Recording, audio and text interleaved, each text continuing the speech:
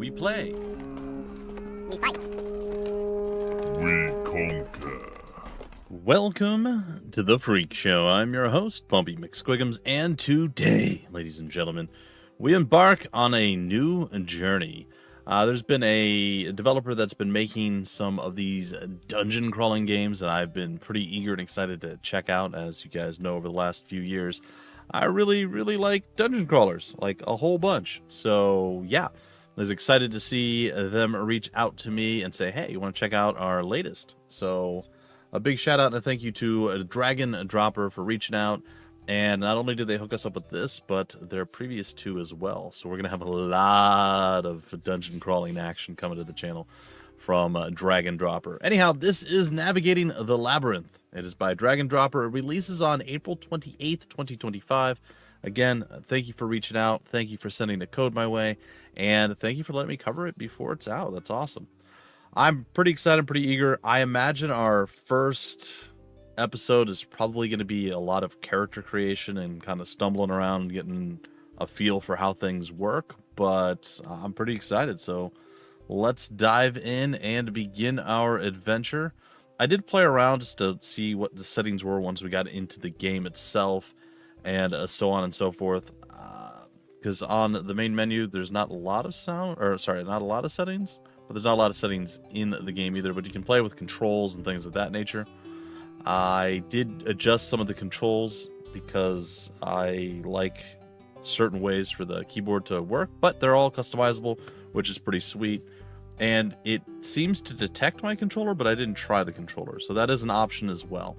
But we're going to be playing probably with the keyboard and mouse. That's my thought process anyway. We'll see. Maybe I changed my mind, but that's where we're going. All right, new game. Your party has just arrived in the Eastern Highlands after a long journey across the desert and through the hills. The once great town of Pherae lies ahead, much of its population lost to the labyrinths of the Minotaur King. The Minotaur. You might just be able to save Pherae from becoming another abandoned city. Oh, sorry. Great riches can await you if you can solve the mysteries of the labyrinths, if you can defeat the Minotaur King.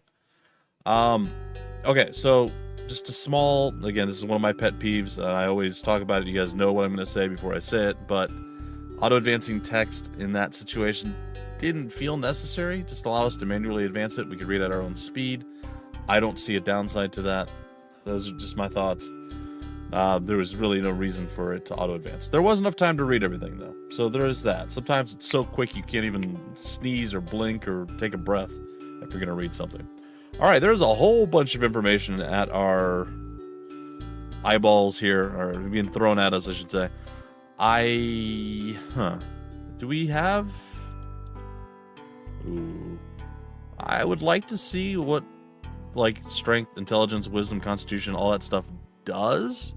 That's not necessarily a bad thing that it doesn't tell us. I do oftentimes enjoy being able to, or having to go through and be like, all right, I think this does this. I think this does that. So,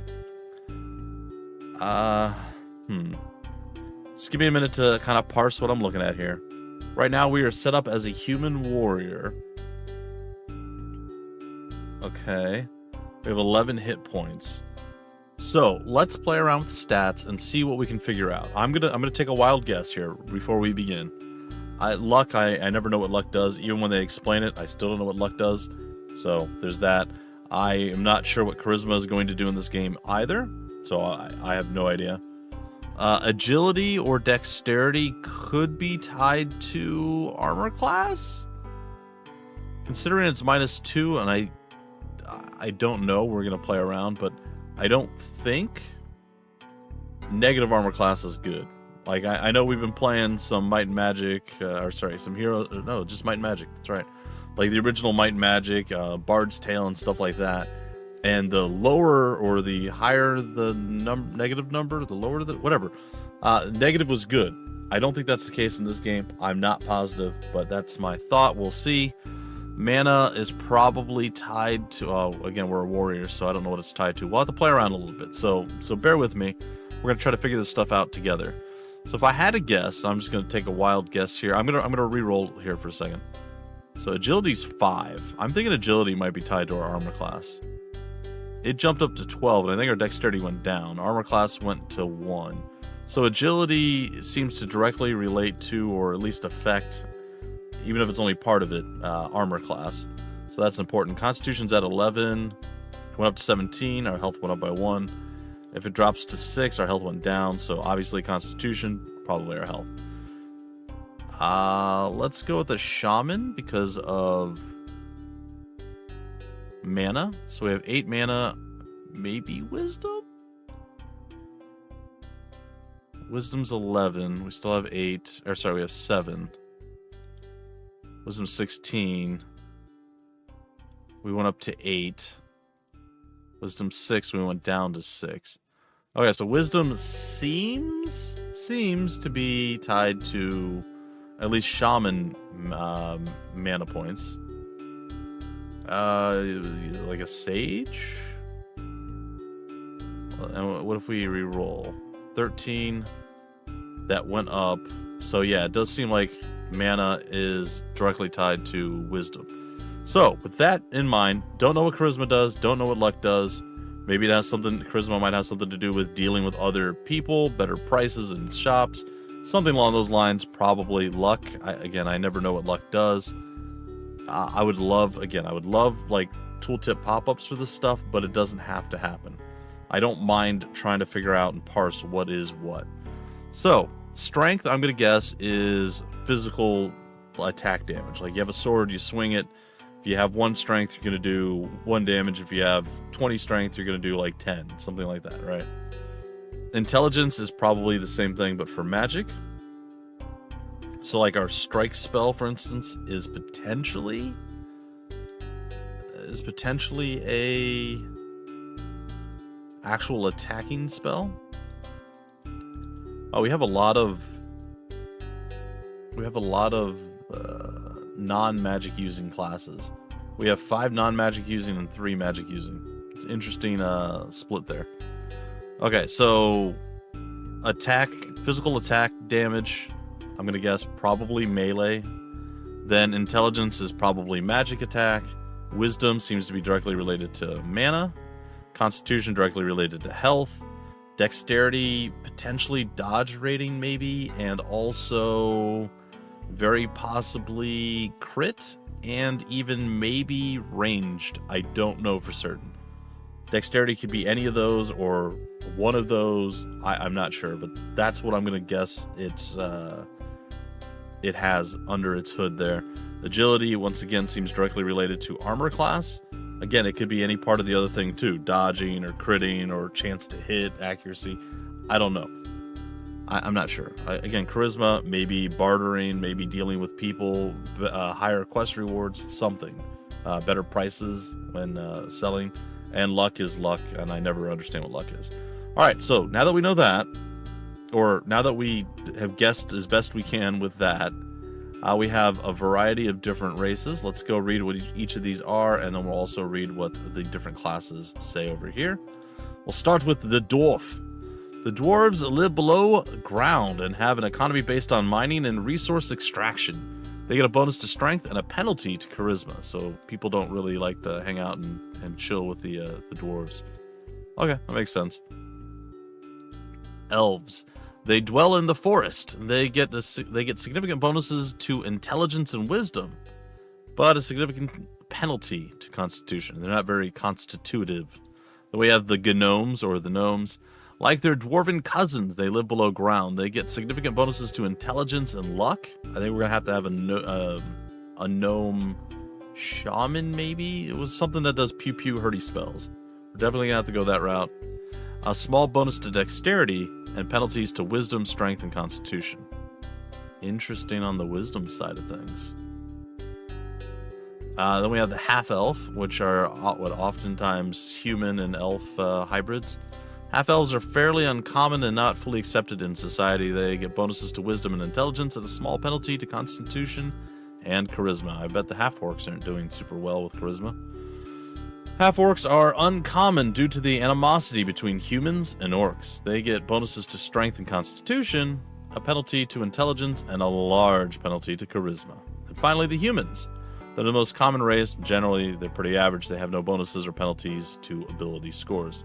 Yeah, that's about accurate. That's usually how things go. All right, then we have the warrior. A warrior is focused solely on melee combat. They have the most hit points and widest selection of armor and weapons available. Mercenaries are a mix of thief and warrior.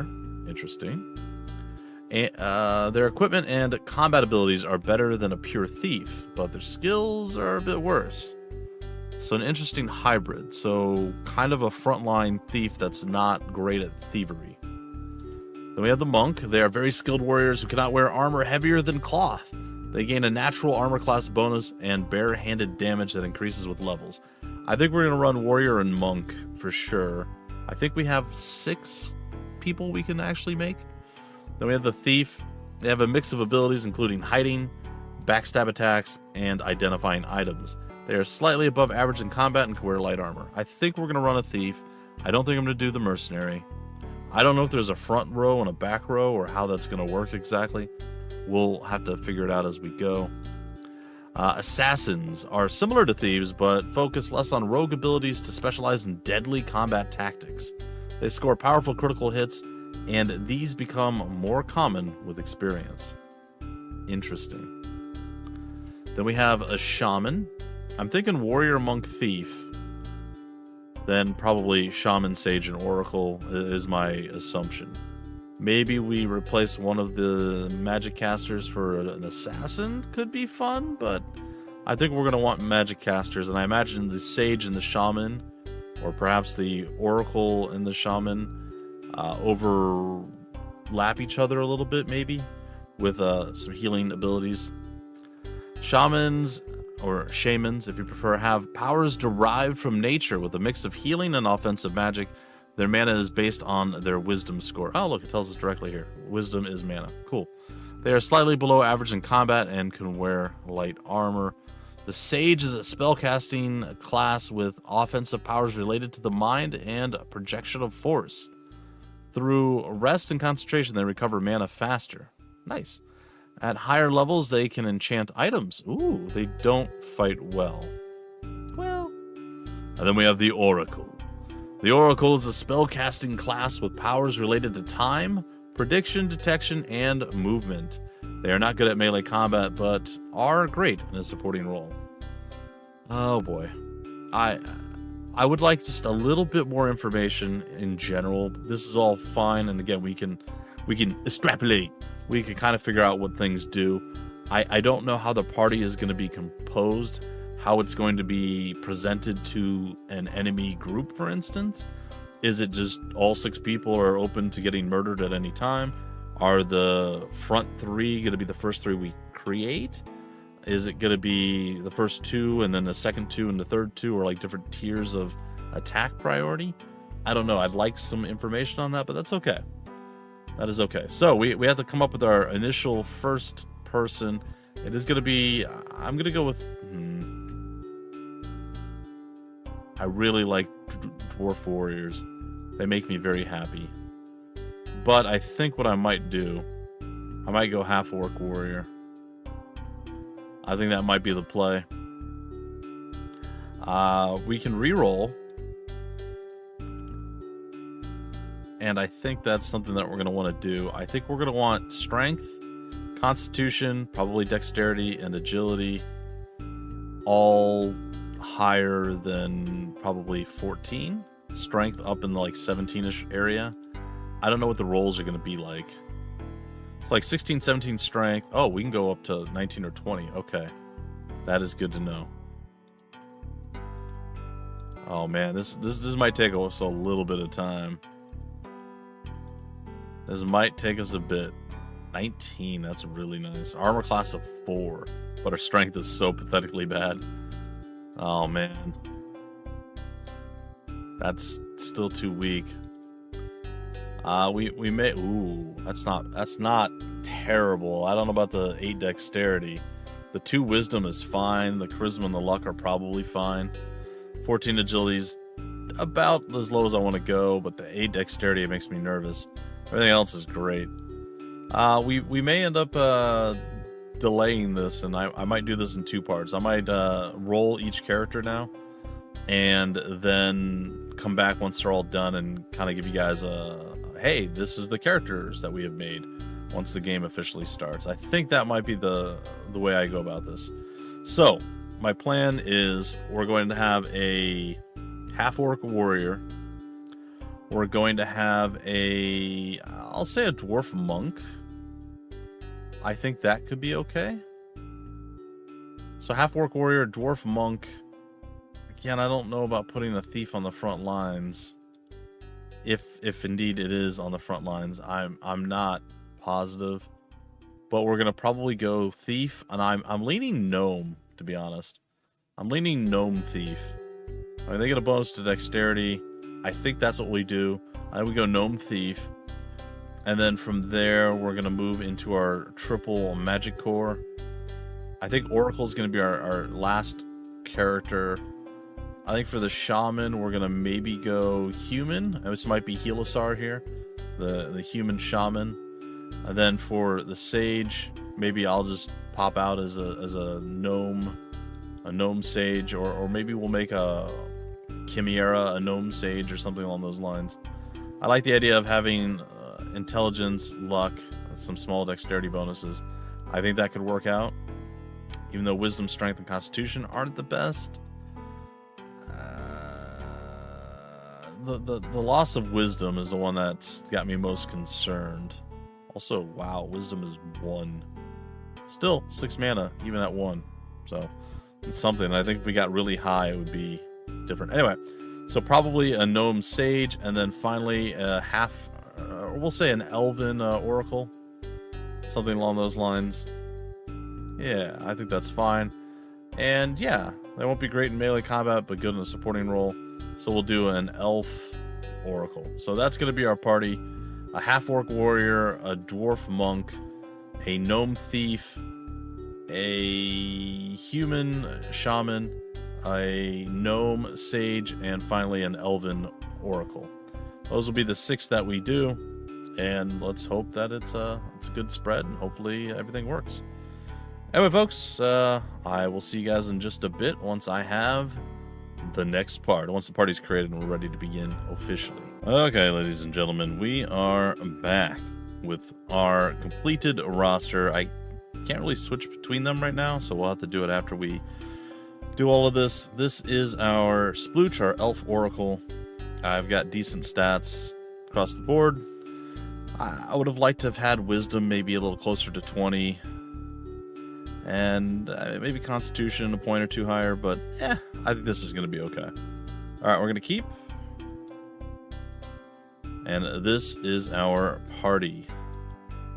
I wouldn't hate being able to click and see like things as we go through, like what the party actually has or can do, and so on and so forth. But this is okay. We have the visual representation of the health and mana bars, and if we hover over it, we can see the exact numbers, which is cool. There may be a way to toggle that on or off. If there's not, might be a good idea, though I don't know how well it'll work later on. As I imagine, the larger the numbers get, the more in the way of each other they would be, so maybe it wouldn't make sense to have them toggleable. Either way, I'm excited to actually get started with the game. Yes, we're going to keep the party. Do you want to enable hardcore mode, where you can only save your game at an inn? This decision is permanent, dangerous, and will lead to lost progress when your party dies. I'm going to attempt to essentially play like that, but with the ability to, I'm going to assume, save anywhere. That way, when there's a natural stopping point, I run out of time for an episode, I can just save wherever I'm at. So, but that's kind of like the old school mentality of Might and Magic or the Bard's Tale, for instance. So very, very cool. I like that that's an idea, that's a concept, but I'm going to say no, and we'll see how this goes. You should save your game at an inn as soon as possible, otherwise you risk losing everyone. Okay, maybe I'm wrong? Choose slot at inn. Didn't I say no? I feel like I said no, but it just ignored me and did what it wanted anyway. That's okay. We'll figure it out. All right, so here we are. That's a creepy statue. It doesn't look like we can look around or move at all with the mouse, which is fine. We can move around with the W, A, S, and D keys. Oh, S turns me around backwards? Oh, okay. Alright, that's cool. I've set strafe to Z and C. I think personally I would prefer it to be Q and E, but I'm trying Z and C because it's a bit more common. I also feel like the volume went up a little bit on me here. There we go. We can increase or lower the field of view if we wanted to, but I think 90 is a pretty okay spot. So like I said, we got some options and things that we can do. See, I do naturally try to Q and E to rotate and turn and do stuff. Okay, I have no idea what I'm doing. So there's that. Oh, this is an inn. Oh, okay, great. Good. I guess we'll save the game here. So here is our group. Oh, we're apparently rested. That's a thing too. Interesting. So if we click on them, we can actually see. I don't know what rested. So don't click on your portrait, because if you do, you're going to open up an ability to actually have a custom portrait thrown in there, which is kind of a cool thing, but not exactly what I'm looking for at this particular time and place. Okay, so we have Utanot, Chimera. There's... Oh, we can change after the fact. Oh, I didn't know that. That's cool. See, we can change our character's portrait after the fact. So if you messed up or you didn't like the choice that you made, you can actually change it after. That's cool. Okay, so these seem to be resistances to various different things. There are a whole bunch of them. We do have a piece of equipment. We have an axe. On Mutanot, our half-orc warrior. Does the money is shared? I think the money is shared. All right, shows our armor, shows our mana, shows our hit points, how much experience we have, how many kills we've gotten. I like that it tracks that. This is our attack, which might be our damage. No, this must be our chance to hit. Maybe. This is our damage. Then we have our strength stat, our intelligence, our wisdom, constitution. We have damage, dexterity, agility, charisma, and luck. I'm going to guess that that's pretty good. Maybe dexterity's chance to hit. Dexterity is higher and the chance to hit went up a lot. Everybody else is around 2. Well, hers is 5. That's insane. Alright, so Mutanot's our warrior. We got to see his stats there. I'm just going to kind of go over to this. I decided to go with Chimera as our dwarf monk. That's what I opted for. Decent health, decent spread of strength, agility, a little lower on dexterity, and I think the constitution was decently high too. 15 constitution, giving us a 10 HP pool. We have a jar. It was going to be either cup of goodness or jarog, which is jar of goodness, but that's usually what it would pop up as. I decided to go with jar as our gnome thief. And yeah, some pretty decent strength, some really good dexterity, pretty okay agility. I think he'll be okay. And, medium constitution. Then we move on to Helisar, doing his Helisarian things. He's got decent intelligence and wisdom. I could have maybe gotten better stats. Kind of not the best constitution. Decent agility, good dexterity. Wasn't really the goal, but I think overall he's slightly above, like a middle of the way situation. I can get behind that. He's got a spear. Jar has a club. Chimera has a staff. I want her to be unarmed. I think. She's supposed to be... She's a monk. She's supposed to excel at unarmed combat. So I'm going to take the staff away. We have Ava, who's the gnome sage. I don't know why she would have a long dagger. But that explains why her attack is so high. Because the long dagger gives a +2 to attack. I also don't know, like, weapon proficiencies. Do certain people have proficiencies over others? How do we transfer items from one character to another? Oh, with trade. Let's trade that to Ava. And does it make sense to have her use this? And also, likewise, the club is 1 to 5. What if we switched... Alright, what if we do this? Move the long dagger. Can we put this in here? Can she use that? Just not appear to do anything. Hold on. I'm not done yet. So she apparently is not proficient with staves. Okay, oh, I can equip. All right, hold on. I was doing the wrong thing. No, she is. Okay. Equip. Sorry. All right, I was trying to click and drag and it didn't work, but yes, equip is what we wanted to do. So she has that. Again, I don't know if that's going to be good or bad for her. Probably good. I'm going to swap it with Jar, or trade it over to Jar. And then if I hit 3, oh good, it just jumps to him. Beautiful. I'm going to equip that. Doesn't look like we can do anything with the offhand. I'm okay with that. And we'll take a look at Splooch. Splooch has a club. Okay. That's fine. And Ava and Helisar. Alright, so everybody is pretty much set. You guys got to see the stats of everybody. I don't know what spells everyone has yet, or well, really much about anything. But we're just beginning. So that looks like an eye, I guess, on the map. So I'll assume that that means in. And we can just run into the building at any point. Alright, that's cool. You know what? I'm actually going to run in there. I'm going to save again just because. Alright. There we go. I moved before it was ready for me to move. Oh, the town looks lovely. I don't know if like things fight us in town. Like I don't really know how this all works out. I do like that we have a little mini map up here. Is there? Oh, there is. Oh, it tells us here. There's a little legend: a quest, a recharger, a shop, a curse removal, and a healer. So there's a quest building here. There's inns over there. Okay, that's cool. I appreciate the legend. I think I'm gonna go this way just to kind of gather as much space as possible. I do like absorbing as much as I can on the map. That pleases me greatly. I like filling in all the little slots. It makes me happy. There's another quest guy or gal over there. Nothing else really going on over here. Looks like there's a few pathways through the town, which is pretty cool. The town's quite large. What was C again? Map, tab. I don't know what button it is for that. C is curse removal.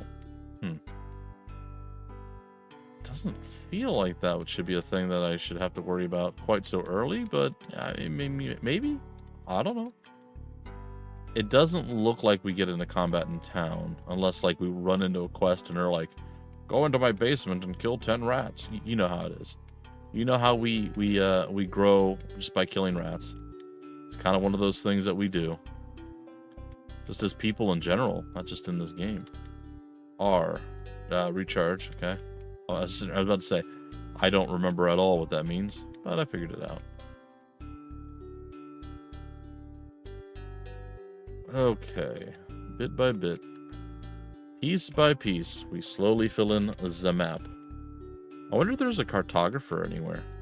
I also find that like cartographers in games like this sometimes are horrible because I like knowing when I haven't been somewhere before. And when you use a cartographer, it just fills in the map for you, which again sounds great. Oh, the rest of it is worn off. Okay, which, you know, again, sounds great, but then you don't know where you were at or what you've been doing. All right, we have a decent amount of gold. We could buy some actual equipment. Is there... I mean, that's very expensive. Perhaps we do a little lighter.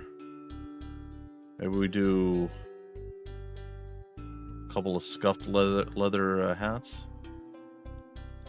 And maybe a few torn hoods. I think that's probably acceptable. We're going to go here. We'll trade this to Ava. We'll trade this to Splooch. We'll trade this to Helisar.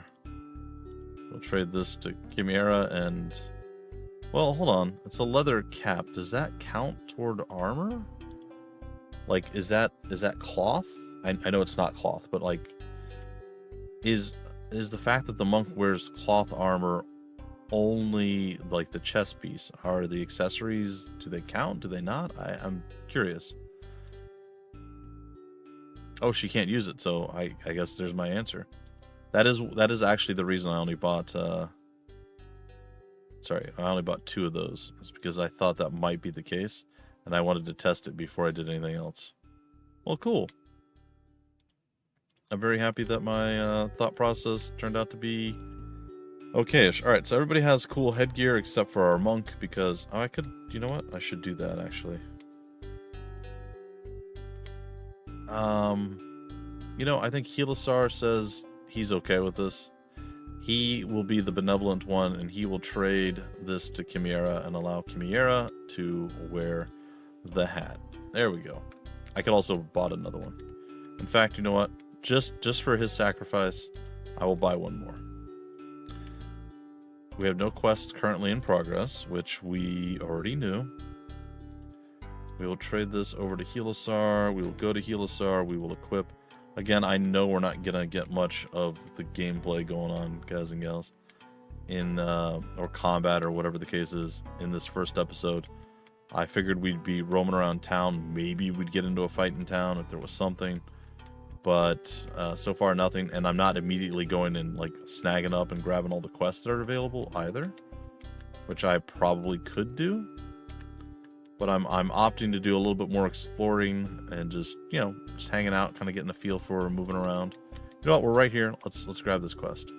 There is a brazier of warding in the catacombs that has stopped burning. Without its protection, the living dead have infested the area.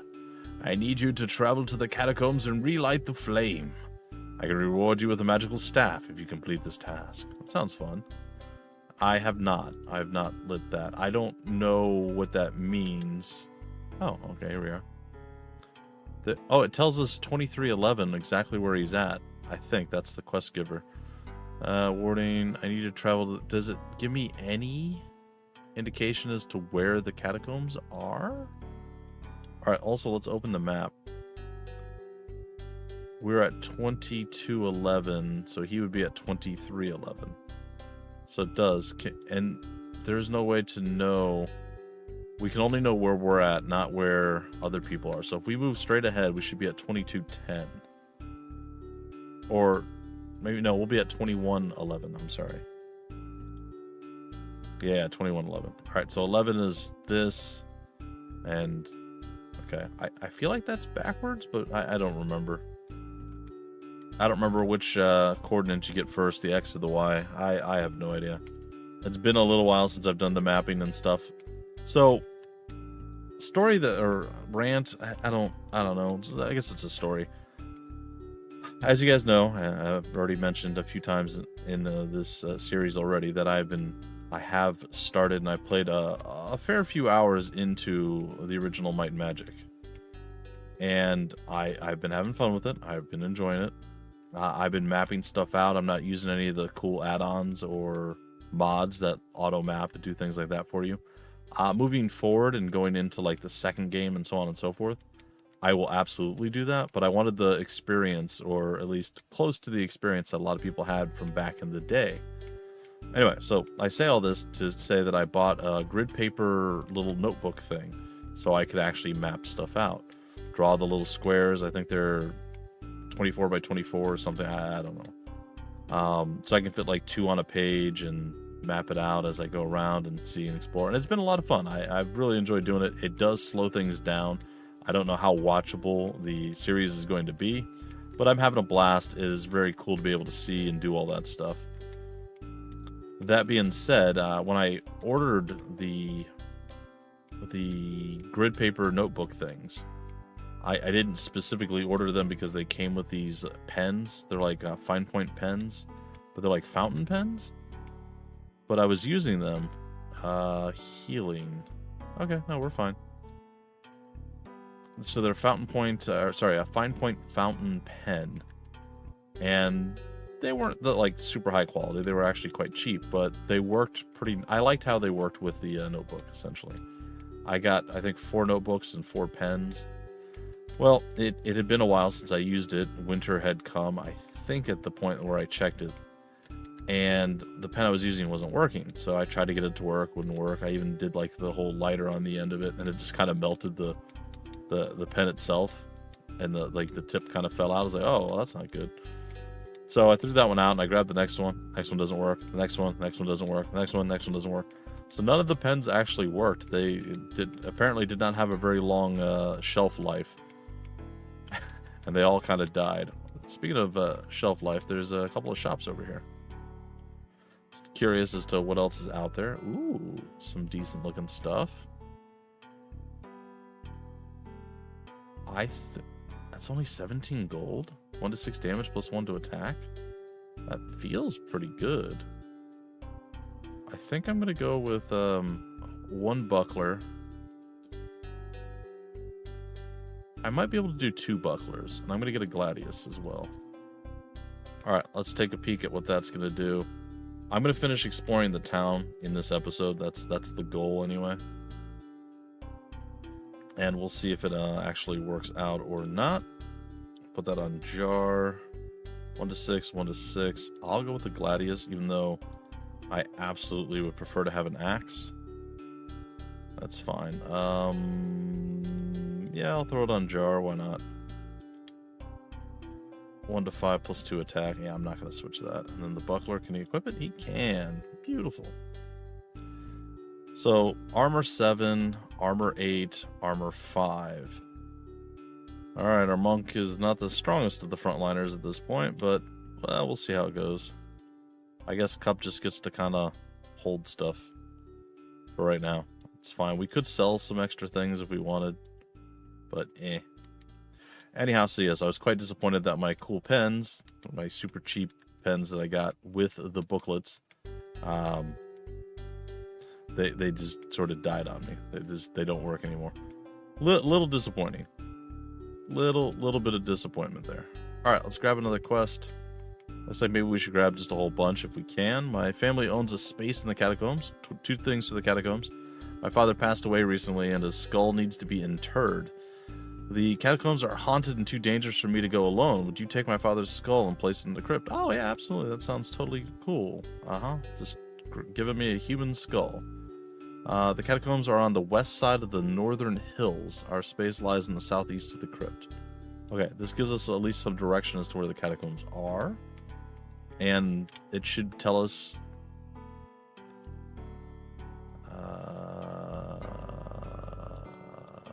I would have assumed that it would have kept the information about where the crypt was. It does not. I would have liked that. But, I mean, worst case scenario, we start taking some notes, which is totally fine. Alright, there's another quest over that way. I guess I'm gonna have to go down past. There we are. Alright, what do you got for me? I need a new hammer. Could you bring me one from Zakros? I'll reward you with a pair of gauntlets. You should be able to find the hammer for sale in the city of Zakros. Is that what are we? Nope, we're in Pherae. Okay, so that's going to be a quest for a later time than this. Alright, let me take a look at the map. I think we've explored pretty much everything except maybe down in this corner. Everything else looks like we've done about the best we could with what we were given. So let's go take a peek down here. I don't know that we're going to find anything. I don't know that there actually is anything. Oh, there's a quest giver.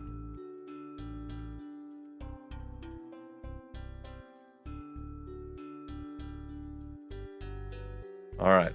In the northwest part of the catacombs, there's something we call the Bone Pit.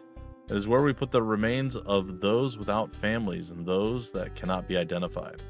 It's full now and needs to be covered, but with the infestation, my workers are too afraid to do it. I need someone to take the job. The cap is already there. It just needs to be moved into place. Okay. The dead may be patient, but I am not. Finish your task. Okay, man, calm down. You just gave it to me like 2 seconds ago. I think you can calm your beard. Alright, I think we should take a peek outside the city. I'm going to look at the map one more time. We got this quest. We did not get this one, I don't think. We got this one. And isn't there one over here somewhere? I feel like there's more to the map than what we're seeing. I apologize. I'm gonna go take a peek. All right, did the map move more? Okay, yeah. So we got this one as well. So we didn't get this one. So we're gonna swoop up here. We're gonna go look at that one. At least I don't think we did.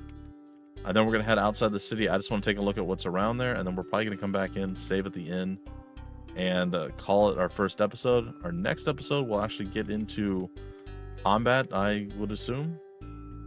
I've heard that there's a group of giant boars roaming in the northeast of the southern hills. You could hunt them down and bring me their meat. I'll reward you with a nice cloak. Check the northeast area of the southern hills for boars. I feel like that kind of information should be definitely in our quest log. Like, I know if I were gonna go on a quest and somebody's like, hey, do you want to know where to find the things that I'm asking you to go do? That would be the information, be like boars northeast of the southwestern hills or something, or the southwest of the northeastern hills, or north, south, east, west hills. You know the stuff, the thing that we just read that I completely remember. That's what I would do. I will hit space, and just a big old wide open world that we know nothing about. We can't scroll or zoom in and out. Nope.